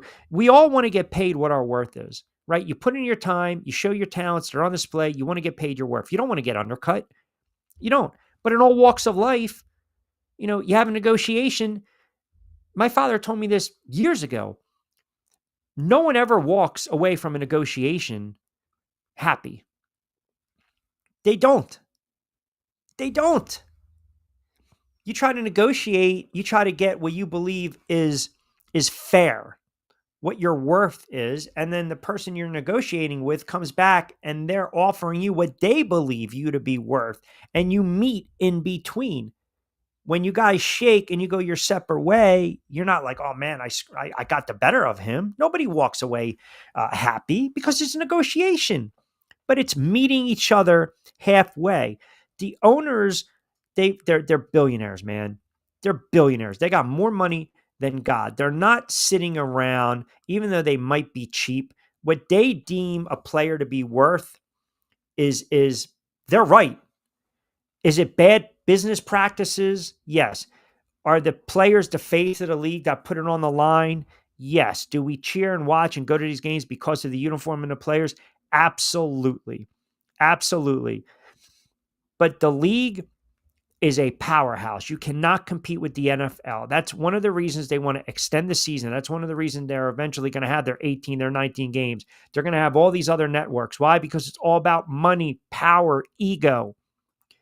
And if I don't have to pay you, X amount, and I can save on the back end and put more money in my pocket, that's what I'm going to do. Like it or not. That's the way of the world. You'll go into your boss, you're working hard for 5, 6, 7 years, you're 9 to 5, and you're making X amount of dollars, an hour, you're on salary, and you're saying, hey, guess what, Joe? The fact that I'm here, production's been up 25% since you hired me. I want a raise. All right, we'll talk about it. Yeah, you know what? You're due for a raise, but you might get the bare minimum. It's my right as a business owner to pay you what I feel you are worth. If you don't like that, you can go somewhere else. It's the way of the world. It's the same thing in sports. We don't have to like it. I negotiate gigs. I believe my talent to call a fight or to call a basketball game or to call an event is X. They come back and say, hey, you know what, Rich? You're good, but you're not great, and this is where we think you're at. I can sit there and say yes or no. I don't take offense to it. You're not going to pay me what I believe my worth is. I'm going to go somewhere else. Now, it's a little different animal when you're talking about hundreds of millions of dollars and what's being left on the table. But that's why the NFLPA is in place to protect the players. It's there to protect the players. And they got to do right by the players. And if an arbitrator comes out and says in their findings there's no collusion, then you got to take it for what it's worth. And we know to a man, there's always some, what's the word I'm looking for? Backwards, something kind of going on that you're like, oh man, this ain't right. But when you start to get into that conspiracy theory, right? When you start to get into blackballed, that's a whole different animal, man. That is a whole different animal. I said this for years with Colin Kaepernick. He hasn't played in the NFL since 2016. He made a collective decision to kneel during the national anthem to protest, quote, racial injustice and police brutality. That was his right. The NFL, they don't want to upset the apple cart of the big spenders and the advertisers and the television networks. So what happens? All of a sudden, suspended, conduct detrimental. Here we go, release, get out of here, go on with your life, and go be an activist and do whatever you need to do. God bless. He was never getting back in the NFL because he tried to sue the NFL. And you can sit there and say, well, they blackballed him, never apologize. They're not going to.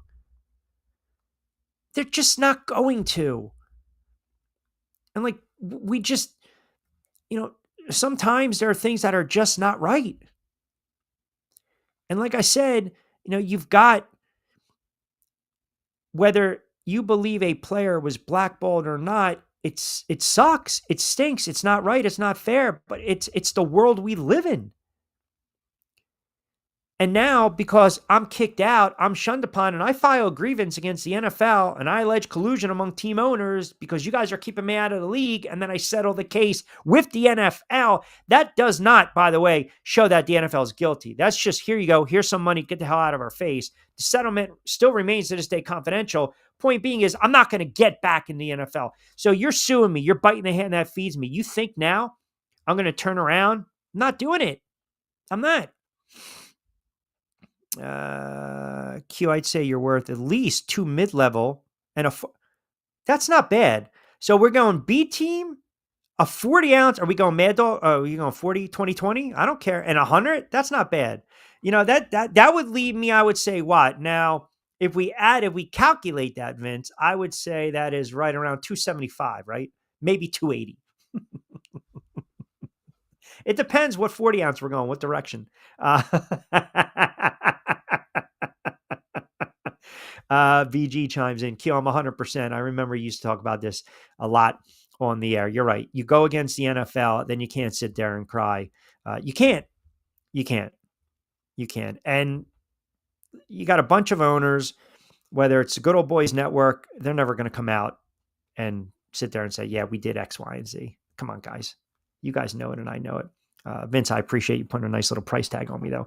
27 past 5 o'clock hour. Quick timeout. We'll reset the table. We got NFL. We got the NBA draft, little baseball as well. Get you caught up to speed with some plays and picks and updated scores as well. Keep it locked in to a Wednesday edition of Middays with Q right here from our good friends over at Triax57, Triax57.com, and we'll take you up to 6.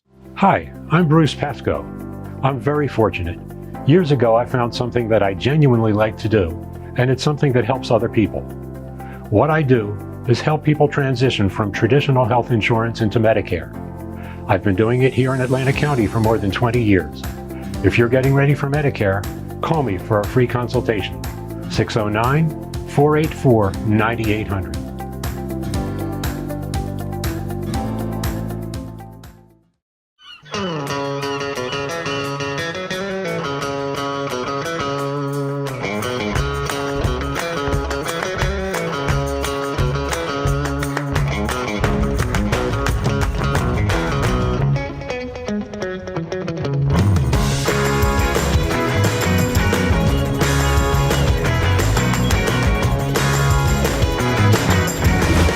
What the Down Beach Seafood Fest is all about. It's about community, it's about friends, it's about culture, right? The food culture in Atlantic County is rich.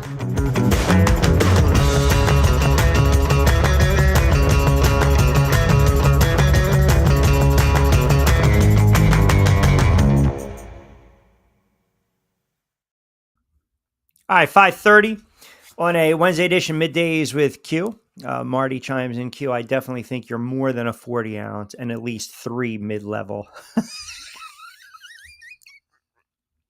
Hey, listen, sometimes you take what you can get, right? Let me get to a couple more of these comments. By the way, tomorrow we're going to see if Costco can join us. So Lloyd Vance in the 5 o'clock hour. John Bueller Friday. We'll kind of run through the NFL gamut with him, talk a little baseball. Steve Gardner next week from USA Today, and working on a couple other segments. Going to try to bring in a couple former NFL players as well as we get set for the NFL season. Look, I mean, it's going to be July. We get 4th of July. We get the dog days of summer, and then we really start to kind of go heavy into the NFL.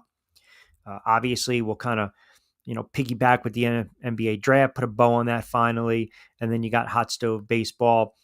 You've got the trade deadline around the corner as well. So there's a lot going on at this moment, right? Let me see. Sally, a big-time Ravens fan. Q, I'd have to actually say yes, it was definitely collusion against Lamar Jackson, and I will agree with you to this regard. I remember you sat on your show, I believe it was this show or another show you were hosting at the time, and you were screaming at the Jets to stay away from Rodgers and go to Lamar Jackson. The only caveat was you were just unsure about his health going forward.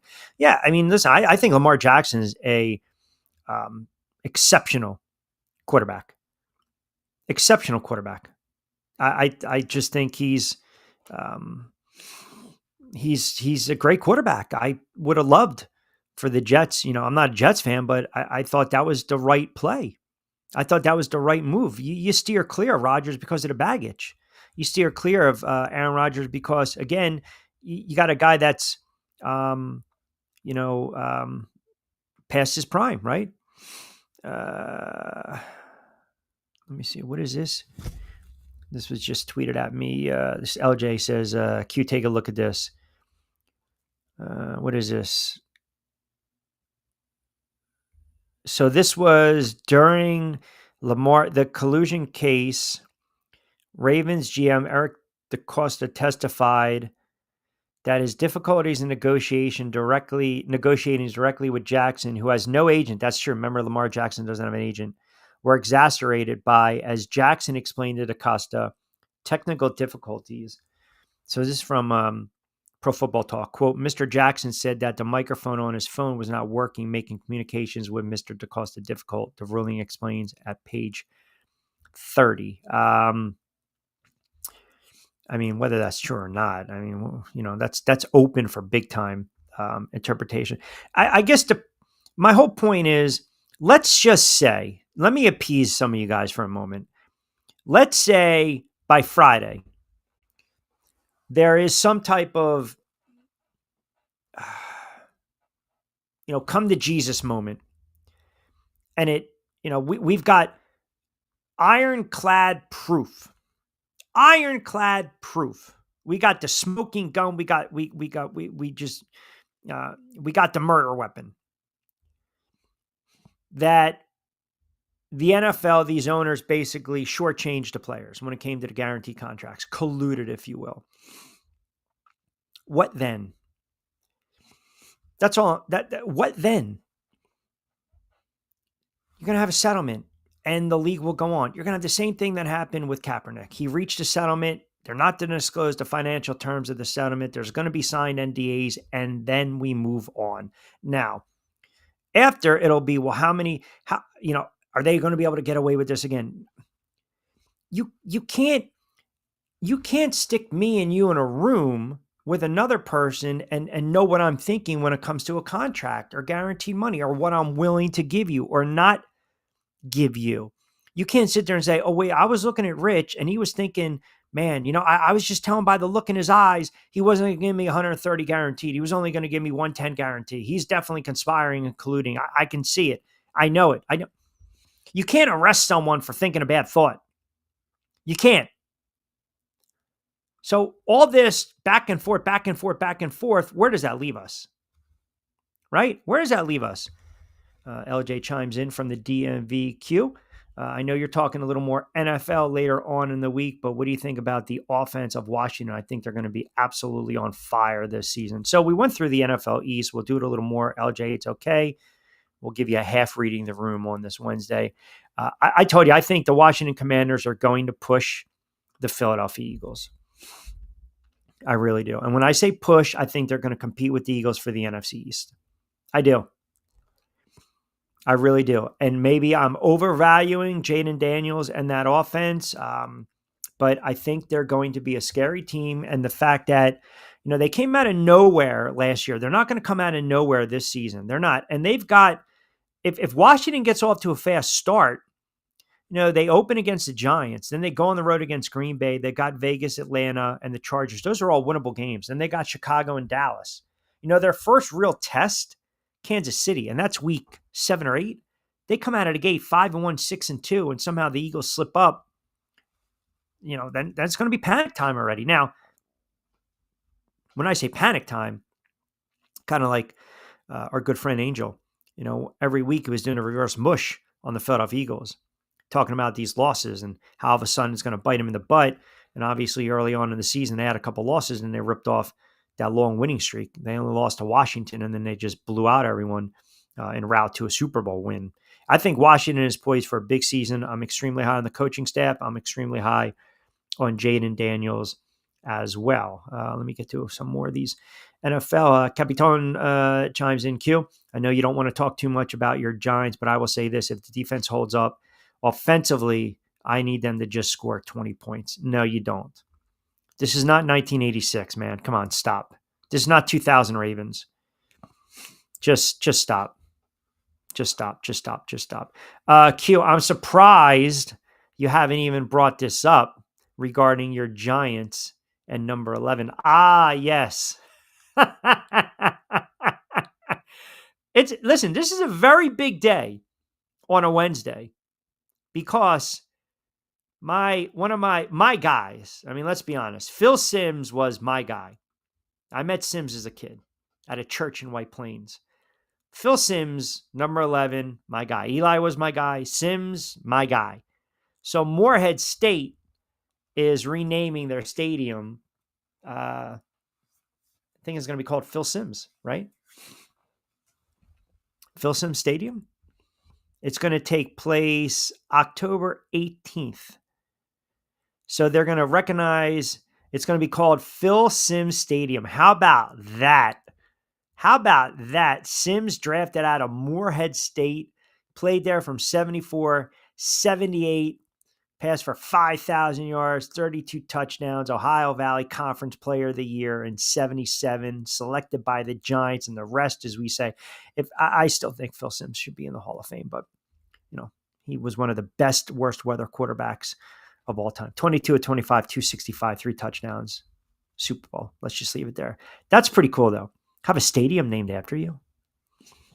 A lot of these teams, I don't even know, does some of these colleges and universities, they don't even have football teams anymore. I'll throw one out, you.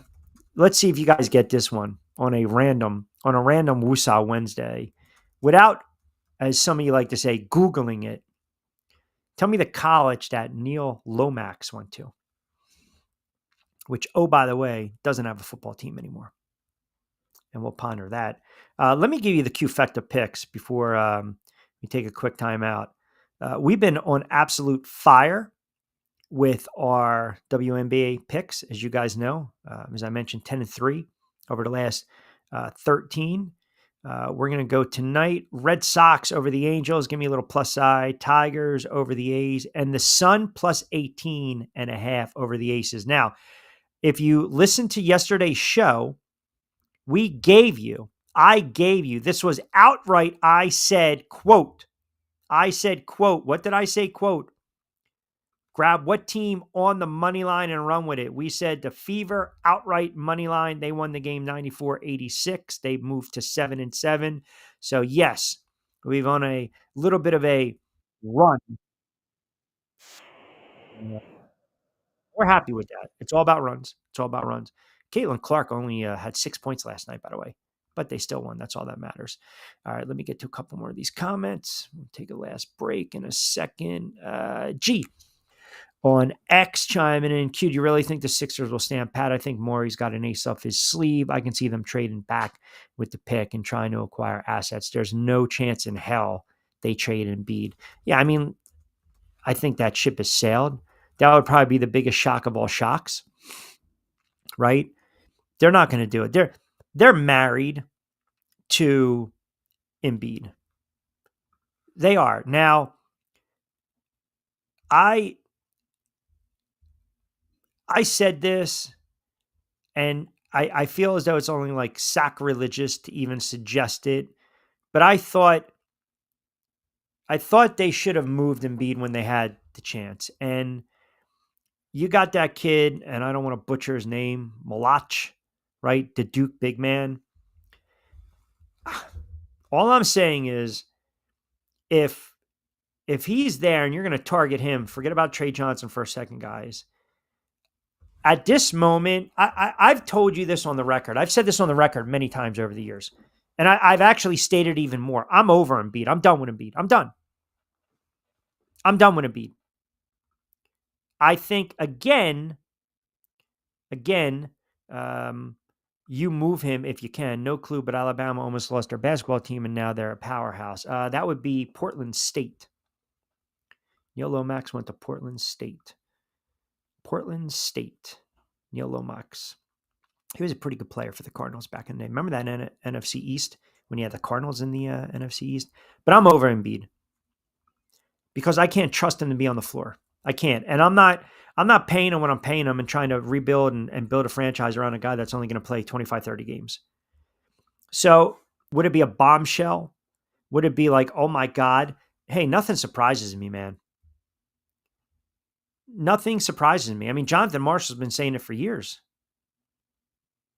Again, you got a big man, getting older, recovering from a second knee surgery in less than 2 seasons. So two seasons ago, he played in 39 regular season games. Come on. So played in the playoffs, but then Team USA at the Olympics last summer, it was clear he was not the healthiest version of himself. So he comes out and basically the load management, right? Injury management plan. It didn't work out. 19 games, he was shut down for the year. I can't trust him going forward. If I can't trust you, hey man, you're no good to me. You're no good to me. Now, if you keep him, then you're going to have to build around him, and you're going to have to stop kidding yourself. You're going to have to stop kidding yourself, because the only thing you justify keeping this pick is that you're still willing to build around him, period. That's it. Arizona was in the East when Jake Plummer came back on the Eagles. Well, I'm talking St. Louis Cardinals. And by the way, that game against Arizona, do you remember the wide receiver who caught the game-winning pass? Now, you can see my hands right here. There's no Googling going on, man. That would be Marte Jenkins. You can put that on the board. Marte Jenkins. Remember that? That game was at the Vet. Wasn't it at the Vet? Jake the Snake Plummer. You Google that for me. But you saw right now, hands-free. Driving the car, hands-free. Marte Jenkins. I think it was Marte or Martell Jenkins. It wasn't Rod Tidwell. No, it was not Rod Tidwell. 5:42, quick timeout. You guys Google that. We'll come back on the other side. We got 20 to play with. Hi, I'm Bruce Pascoe. I'm very fortunate. Years ago, I found something that I genuinely like to do, and it's something that helps other people. What I do is help people transition from traditional health insurance into Medicare. I've been doing it here in Atlantic County for more than 20 years. If you're getting ready for Medicare, call me for a free consultation. 609-484-9800.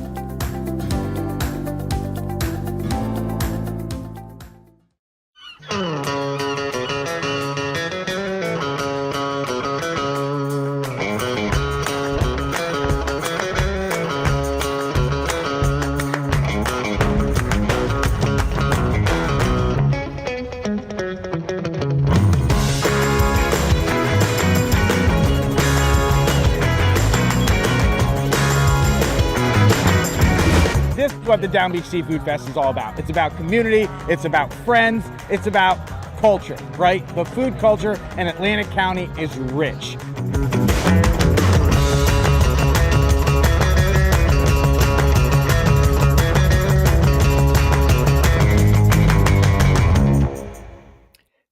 All right, 5:44 on a Woosah Wednesday so far.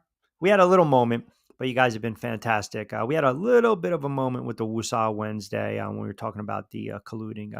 We gave you the Q-Fecta picks. We'll flash them up one more time as well. As always, entertainment purposes. Be smart about it. I mentioned too, by the way, what's trending? We got the draft. We got the Celtics. I did not get into this. Did you see that MLB, and good, they banned that jerk of a fan for taunting Marte? Did you see that? That was horrible last night. One of the fan is going on and trolling the Arizona Diamondbacks player, and I guess made comments from when his mother passed away in a car accident, and the kid basically broke down. Like literally, the kid, Marte broke down, like on the field. They had to go. The Diamondback skipper had to go out and console him. I mean, man. I'll tell you, you don't. I can't. Sometimes these fans are just idiots. They're jerks.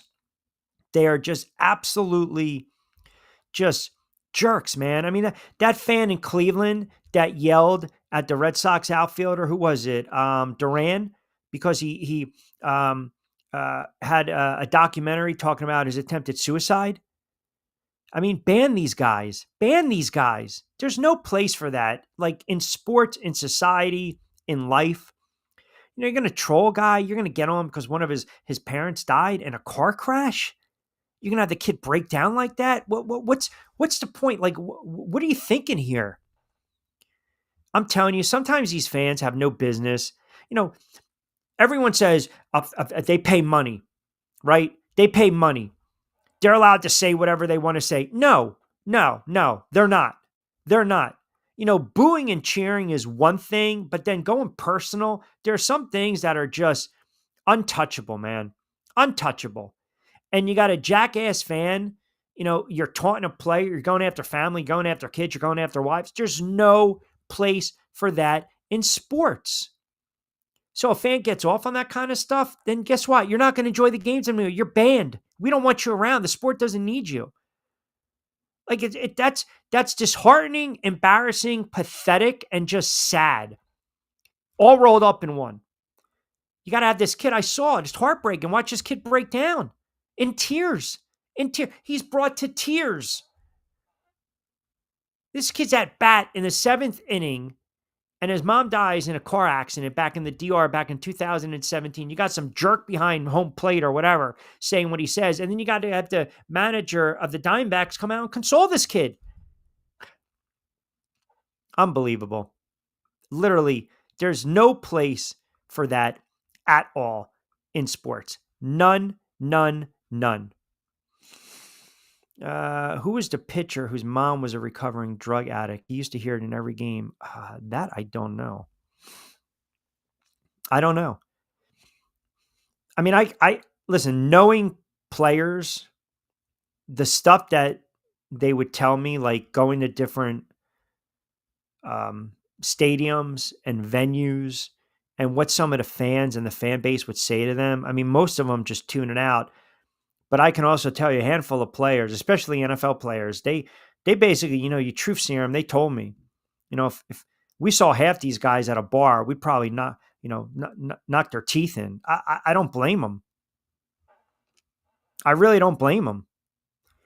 Like, there's no place for that in sports. Let these guys just go out and play and have fun. You want to boo and you want to cheer, but don't give me the nonsense. Well, I pay all this money. I can say whatever you want. That's fine. But then I can kick you out of the stadium. I can ban you for life if I want to. That's my right. I can do that. If I'm Major League Baseball, if I'm the NFL, there's just absolutely, you cannot under any circumstances tolerate that to where the kid is breaking down in the batter's box. It's just not good. It's embarrassing. And Jay Symes and Q, what do you think the Nets are going to do tonight?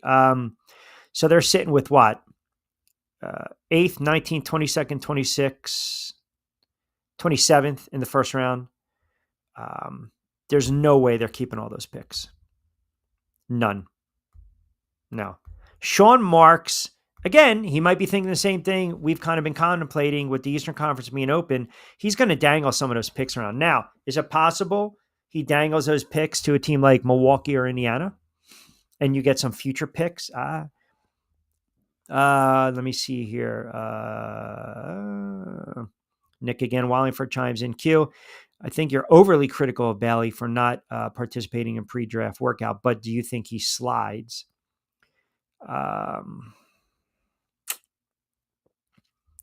If I'm a team, the hell with the kid's feelings, to be quite honest with you. You're going to give up millions of dollars in a career in the NBA because you're going to land in some spot you don't want to be. Like, it's different. Drew Holiday's a veteran. He's ticked off that he got traded to Portland. Okay, I get it. He's a veteran guy that's won before. He's at a certain point of his career. This kid's a rookie. Is Charlotte the best landing spot? New Orleans the best landing spot? I'm not a belief they're sound franchises. Now, I think the kid's going to be a player. Where would be the best fit for him? It's yet to be seen. I mean, I think you can't make demands. And that's the problem.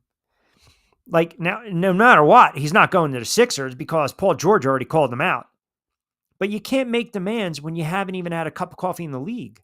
So we're talking about the perception, reality. Perception is everything in life, especially in sports. So the perception now is that, again, this kid doesn't seem affected at all about his pre-draft decisions. Now, that ruffles the feathers of not only GMs, head coaches, the league, but players. And you can kind of discount Philadelphia 76ers because George, if he's still in the franchise, that's a potential future teammate, right? So he was, again, he's like, listen, don't get mad if my stock drops. And I actually agree what PG's saying here. But if the player's being counseled in some way and the player feels he doesn't need to do this, then the player's not going to do it. If it costs $1 million, that's on the players and he got bad advice. Period. Right? Not every player is old school. Not every player is going to show up during these pre-draft workouts. And every player thinks like the player to the left, like the player to the right. Maybe this kid is reading his press clippings a little too much. I don't know. But we'll find out tonight at 8 o'clock, will we not? We'll find out at 8 o'clock tonight. Man chiming in. What do we got there? Sang Bang. What else we got? Let me go down. Kang Lao. Oh, I can see. Oh, trading. I'm going to have to watch that. I finished it's called The Waterfront. Did you guys see that on Netflix? It was like a cross between Breaking Bad and Ozark, but not even, remotely close. Like, I like the one actor, Holt McCary, right? Because he was on that show years ago on FX, Lights Out. Remember? He was the fighter. And he was kind of hanging around for a couple more years. He's a really good actor. It wasn't bad. It was only 8 episodes. You binge it in 2 nights. I couldn't get through a couple other shows, to be quite honest with you. So we might have to start. I'll tell you what I might do. I might binge. I might go through The Wire again. I might go through Breaking Bad, which is just, oh my God. All time, one of the greatest series ever, television history, Breaking Bad. I can always throw in a little Entourage. I can always pop in, a little Johnny Drama, a little E, right? A little Turtle, a little Vinny Chase. Is that something you might be interested in? I can always binge Entourage. What else? I can probably go through Lost again. I mean, listen, we get through the dog days of summer, right? We got a couple different things going on sports wise.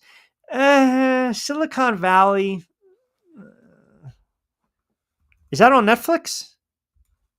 I don't have the Apple stuff. Unless you guys want to start sharing passwords with me, that's fine. Where can I watch Silicon Valley? Let me see. Max, Hulu, Roku, YouTube, Sling, Amazon Prime. All right. Let's see. Let me just read the premise here. Inspired by co-creator Mike Judge experience as a Silicon Valley engineer in the 1980s. Oh, comedy series. All right. You know what was really good? It's up there with Entourage. Ooh, that's a bold. It's on Hobo. It's on HBO. Okay. HBO Max, HBO Plus, HBO 2, HBO Ocho. Which one? There's a lot of them. HBO en Espanol, HBO Latino. You got to tell me which one. Entourage is just a classic. Classic. I mean, that show, back in the day when you were watching those shows on HBO, you couldn't on demand it, right? You couldn't fast forward. You couldn't binge watch it. You saw highlights from next week and you're like, oh my God, this is going to be great. The movie was horrible, but the series was just fantastic. Entourage was absolutely. HBO Telemundo. Sí, claro que sí. Okay, todo español. All right, we'll have to watch HBO Telemundo, not HBO WNBC. Let me get to a couple more before we get out of here. P chimes in. Q, not bad on a Woosah Wednesday. I think your skin only cracked once when you were talking about Kaepernick, including ha ha ha. You haven't changed over the years. Loving the show. Loving the shirt. Slim fit. There we go, Q. Keep it going. NBA draft. I'll watch a little bit of it, but I'm really not going to be enthralled by it. And FYI, check out The Startup. Startup was a great show. That was a great show. That was, I think that was on Netflix as well. I've only seen the first season of The Wire. It's okay. Stop. You're embarrassing yourself today, man. Wow. Startup was very good. And as far as the NBA draft, we laid it out for you. We'll recap everything tomorrow. We will definitely, we'll see what these teams do. Flag's going to go first. Harper's going to go second. And then your guess is as good as mine. Listen, if we come on the air tomorrow and the Sixers trade Embiid, or they figure out a way to package George, or they move I think Sixers fans, either way, there's going to be some type of reaction. There's going to be some type of huge reaction, period. You're going to get a lot of rumblings going up to the draft, leading up to the draft. We know,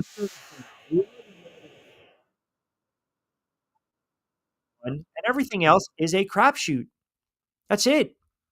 Harper, flag, Harper. That's it. Everything else, throw a dart and just see where it lands, see where it sticks. And it'll be fun. It'll be fun watching. All right, let me squeeze one more in here. Tom in Summers Point chimes in. Q. Definitely the 76ers should go for another scorer. Definitely the guard. If Johnson's there, that would be fantastic. Trey Johnson seems to be the consensus. That's who I told you I would go with. If I'm the Sixers, Trey Johnson. I know Edgecombe with Maxey and George running the floor a little bit. Again, we are home stretch, Death Star. Here we go. We gave you the picks. We gave you the plays. You got the NBA draft. You got NFL colluding, not to collude. We'll get into it more tomorrow. Costco's going to join us from On3 Sports. We'll talk a little college football with him, start to look at some of these win totals as well and some of these storylines. Lloyd Vance in the 5 o'clock hour. Steve Gardner next week on baseball. As far as the baseball, man, I got to spend a little more time on baseball. A lot of you guys are asking me my thoughts on baseball. Angels right now, they are doubling up the Sox. Pods are blanking the Nats 1-0. The Phillies last night, the argument was, should you pull Suarez? Should you not pull Suarez? They don't. They leave him in 7 2/3. He gives up the solo shot. Offense did nothing last night against the Astros. My Yankees are in serious trouble, and the Mets are in serious trouble as well. We will definitely get into that a little more tomorrow. We'll have 2 hours to play with. We might also start adding a little best of middays with a little extended version on Saturdays. So we'll keep you posted on that. That'll probably be strictly on my YouTube channel as well as my X account. But excellent job with the comments today. As always, I appreciate you guys keeping us locked in for 2 hours. You guys stay engaged. You guys ride with us all the way through to 6 o'clock. You guys are fantastic. You got the NBA draft tonight. You got baseball as well. We gave the Q-Fecta. The picks are out. Do with those picks as you may. Excellent eyeballs today. A lot of comments coming in on Facebook, a lot of comments coming in on X. I promise I will get to everyone. Have a wonderful Sports Wednesday. We will be back in the saddle. You'll catch me tomorrow with a sports flash on Triax57 and then live 4 to 6 Monday to Friday. As always, get social with us at Triax57 on IG, Facebook, and X. Myself, Rich Q on Q, IG, X, and Rich Q on the mic on TikTok. And as always, be safe, be sound. Thanks for tuning in to a Wednesday edition of Middays with Q. I'm Rich Quinones. Hasta luego, buen día.